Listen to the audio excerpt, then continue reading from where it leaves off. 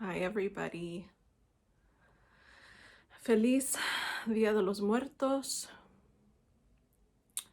For those that celebrate, any of those that were feeling connected to the Halloween holiday last night in a way that was a little different for me. It was,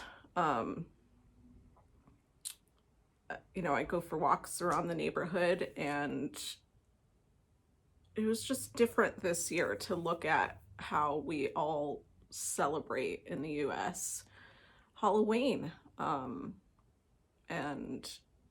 skeletons and skulls just mean something different this year. It's not really something scary, but just something that triggers a memory or makes me think of my ancestors, or actually really makes me think of my family members, those that have passed, and how I don't fear them. There's no fear about it, but there is sorrow and grief and mourning that still wants to come through for me.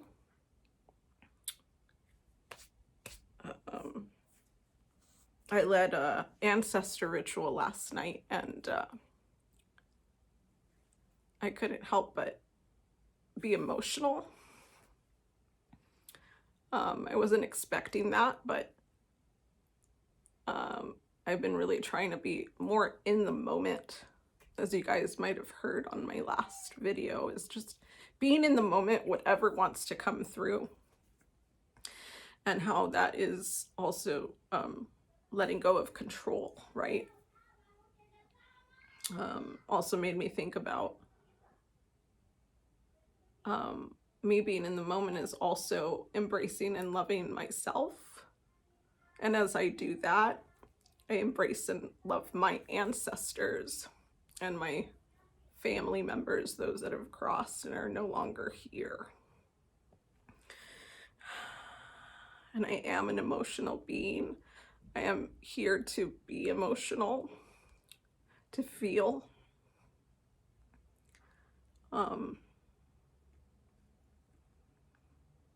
And I think about now how I've held back emotions in the past because I was afraid of making others feel uncomfortable.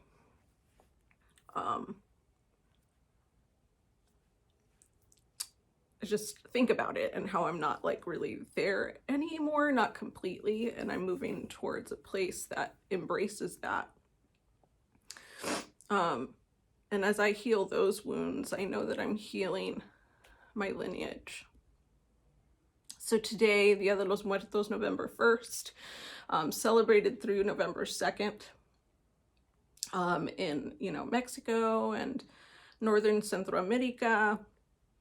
And I wanted to just do this video to share what's been coming through for me these last couple days, and perhaps inspire you to do the same for your ancestors, but also family members, friends that have recently passed, or not so recent, but just have been in your life and have passed away.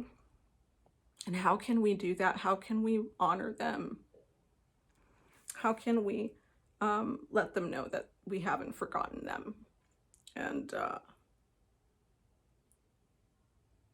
today I would like to talk about my mom and my dad and my grandmother, or whatever wants to come through.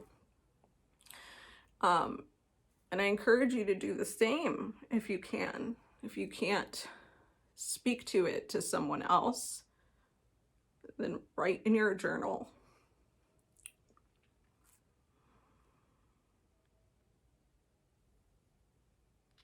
Before every ancestral ritual and every morning, I light a candle on my ancestor altar as a way of remembering. And these last couple days have been really strong. I've been feeling my mom and my dad a lot. So I want to just share with you as I remember them. My mom, her name, Maria Auxiliadora Roman, born in Nicaragua, Granada. Sister of my aunt Mercedes and my uncle, who also passed, Alberto. Daughter of my grandmother, Teresa. Lover of children. Favorite color, purple.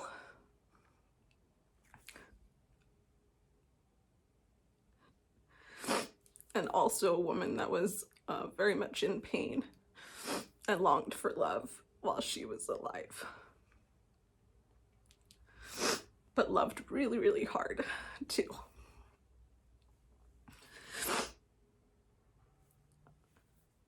Passed away 2 weeks before my 30th birthday and on my best friend's birthday. And I think about her every day.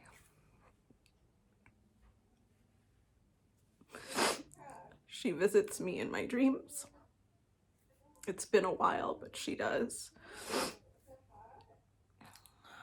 She met my father here in the United States. My father's name, Roberto Jose Baltodano, born in Managua, Nicaragua, and came to the United States and met my mother at their place of employment. They worked in a warehouse together, and they hit it off there. And the rest is history. They together had my sister and I. My father also lived in a lot of pain.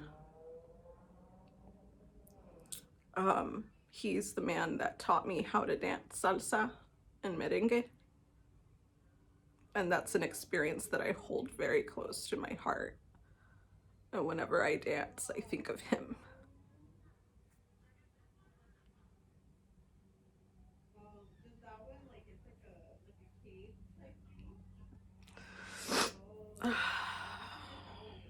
I wish I knew more about him.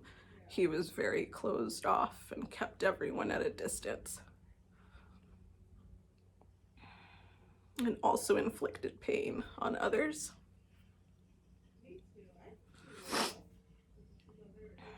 And I wish I would be able to know more about him to further sympathize. I don't forget him. I remember him as well. And he died when I was 25.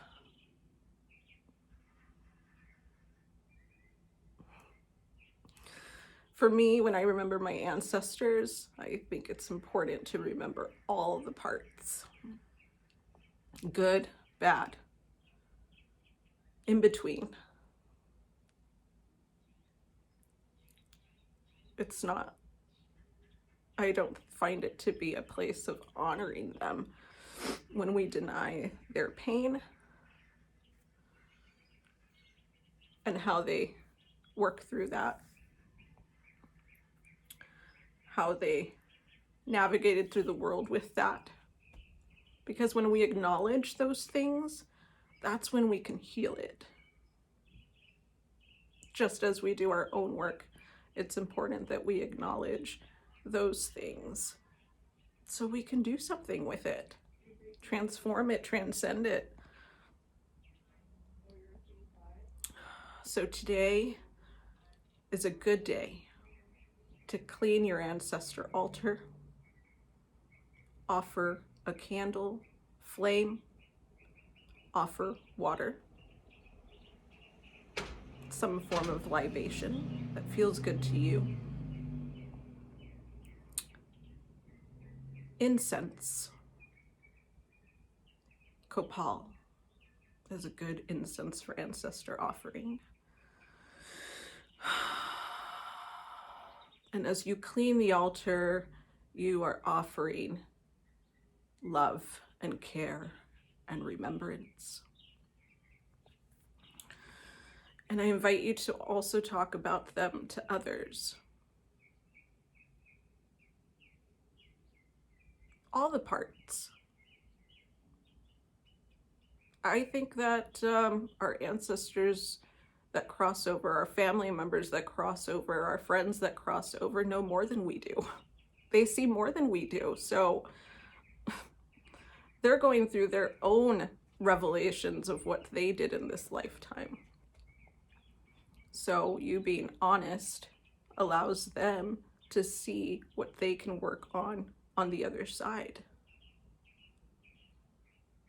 So don't deny those parts. Acknowledge it so we can move towards forgiveness and love and get closer to our hearts. So that's really what we're here for.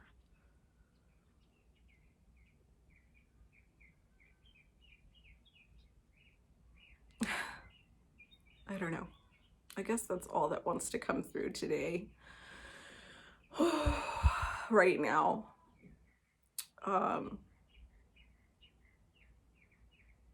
I could feel them here still.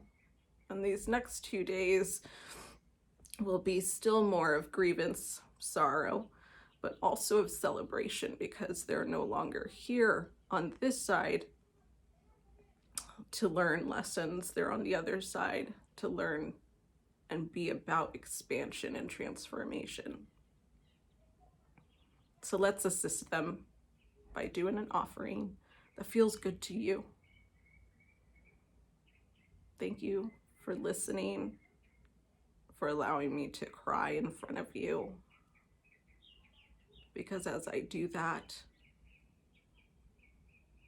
I know I'm honoring them. I love you guys. Now go on and remember,